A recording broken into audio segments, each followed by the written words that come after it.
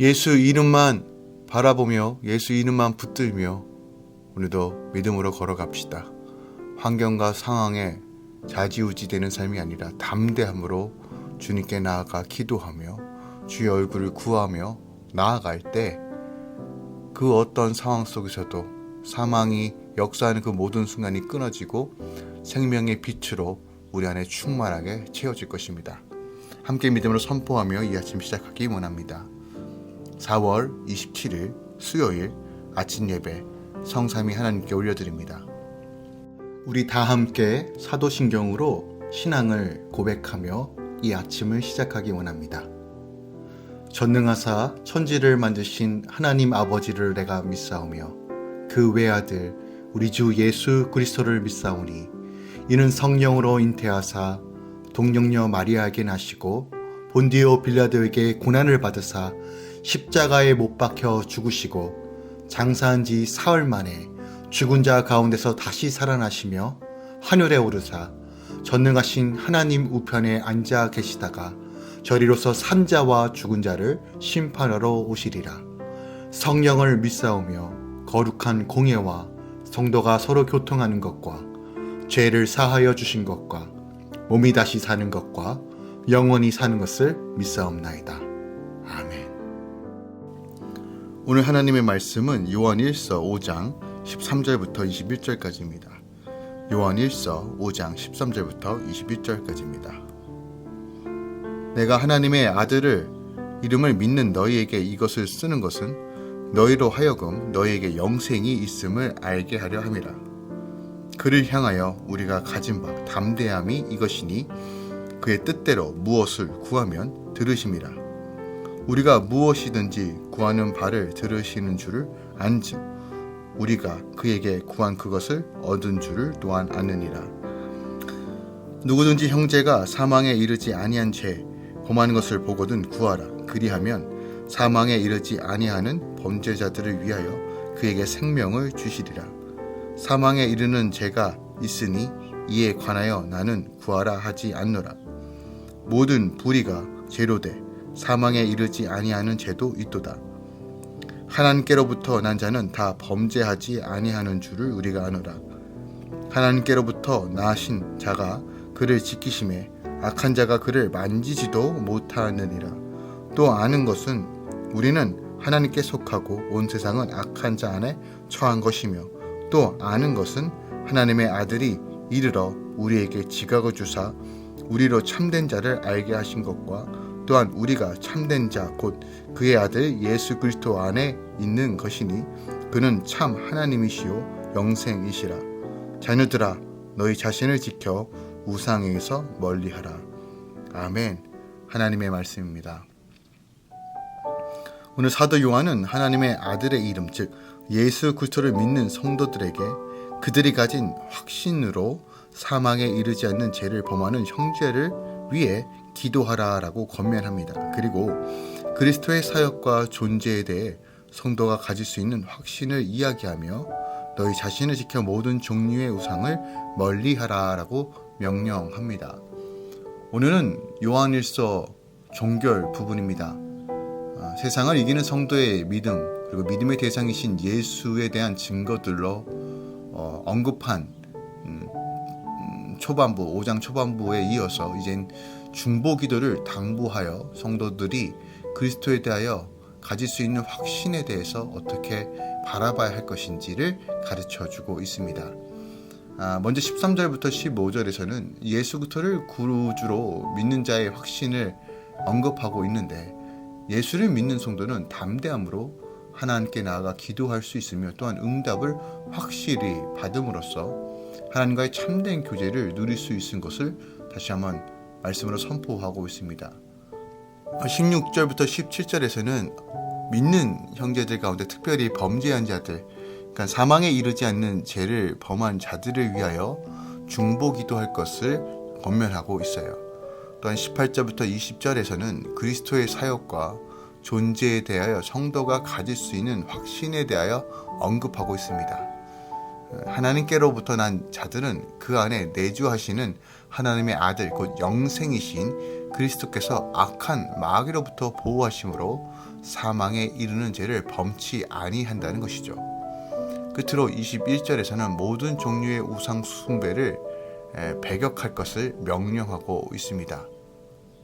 오늘 본문 말씀을 통해서 우리가 더 깊이 묵상해야 될 말씀이 무엇이 있을까요? 저는 16절, 17절 말씀을 한 번 더 깊이 묵상하기 원합니다. 이 16절하고 17절 말씀은 죄를 범한 형제들을 위한 중보기도의 내용이 담겨져 있어요. 인간의 죄를 용서하는 일은 전적으로 하나님께 속한 것입니다. 하나님께 달려있는 문제이지만 사도 요한은 형제가 죄를 짓는 것을 목격하면 용서를 위해서 하나님께 기도할 것을 권면하고 있어요. 그러나 여기에는 사망에 이르는 죄에 대해서 용서를 구하는 기도는 제한되고 있습니다. 그러니까 우리가 이것이 좀 구별할 필요가 좀 있어요. 하나님은 죄인에 대해서 긍휼과 사랑을 베풀어 주시는 분이지만 용서받을 수 없는 죄에 대해서는 무조건적으로 묵과하시는 분은 아닙니다. 하나님은 사랑의 하나님이시지만 동시에 공의의 하나님이시기 때문입니다.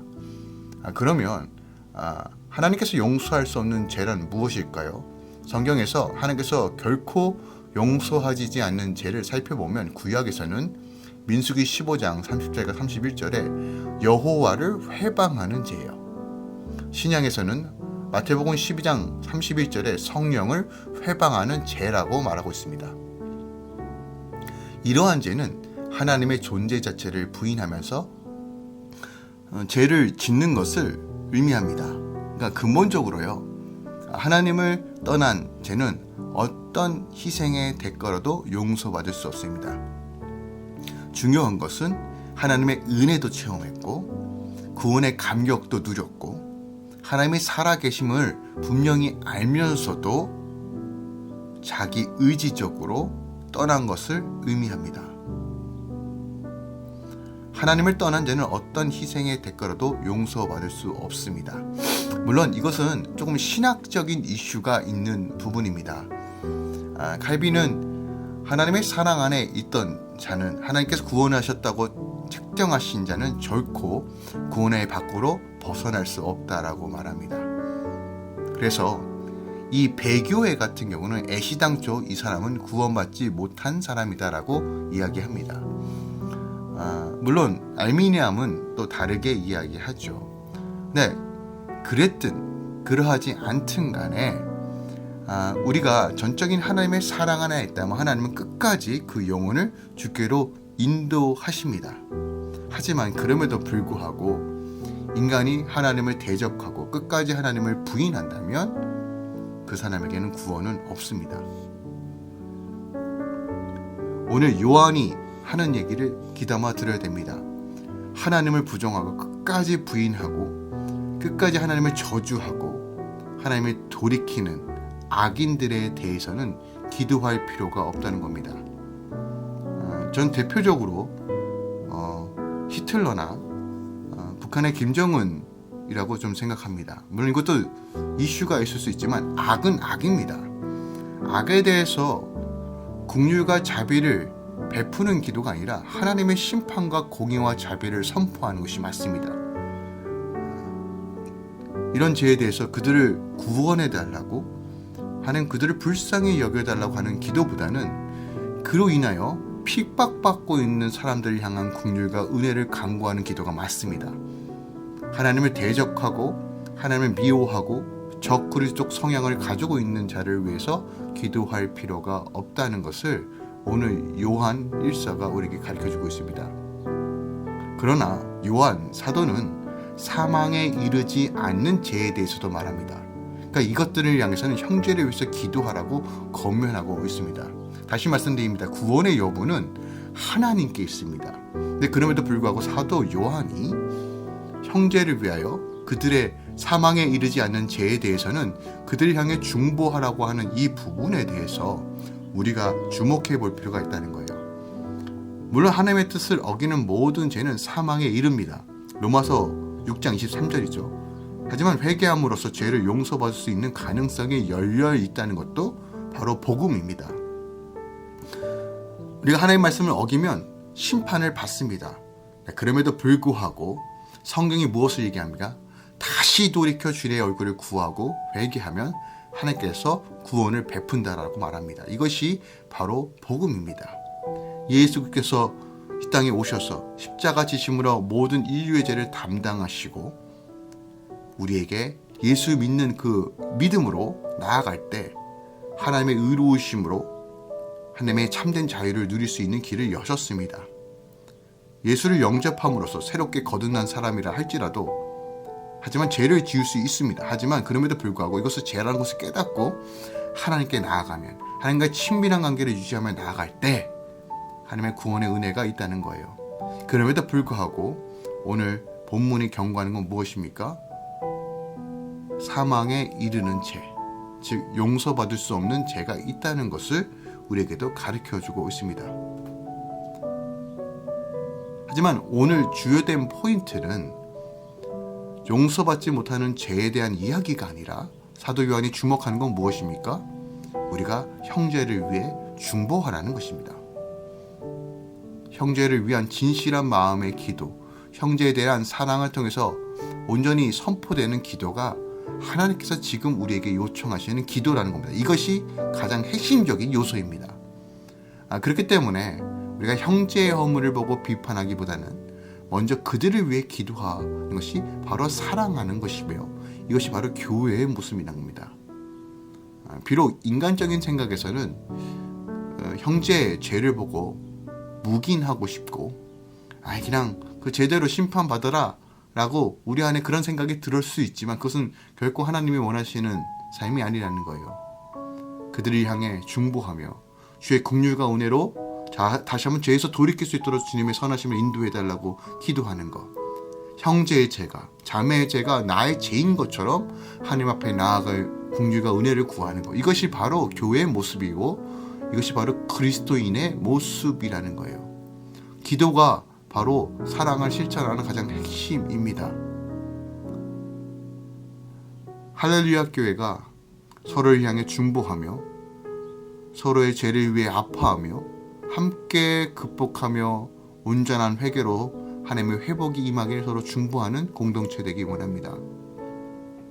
기도를 통해서 죄를 용서받는다는 이 약속의 말씀을 굳게 잡고 서로를 향해 중보하며 함께 하나님 나라 위에 걸어갑시다. 그럴 때 하나님의 풍성하심과 구원의 감격이 우리 안에 충만하게 채워질 것입니다. 오늘도 믿음으로 바라보며 함께 주의 영광을 향해 달려갑시다. 기도하겠습니다. 사랑하는 주님 감사합니다. 우리 안에 생명을 주시고 영생을 주시고 그 감격과 은혜로 살아갈 수 있도록 역사하신 하나님을 찬양합니다. 주님, 우리가 성령을 회망하지 않는 죄를 범하지 않도록 늘 간섭하여 주시고 주의 친밀함과 그 연합과 그 신비 가운데 거할 수 있도록 늘 말씀하여 주시옵소서. 우리 안에 거룩한 성화를 따라 주님을 닮아가는 삶을 살게 하여 주시고 끝까지 신부로서 살아갈 수 있는 영성을 허락하여 주시옵소서. 더 나아가 하나님, 나의 죄뿐만이 아니라 형제의 죄를 위해 함께 중보하며 이 땅의 죄를 위해 함께 중보하며 하나님의 긍휼과 은혜가 풀어질 수 있도록 그 기도의 사명도 감당하며 나아가게 하여 주시옵소서. 오늘도 우리와 함께 하실 주님을 기대합니다. 주님 믿음으로 바라봅니다. 주님 선하심으로 채워 주시옵소서.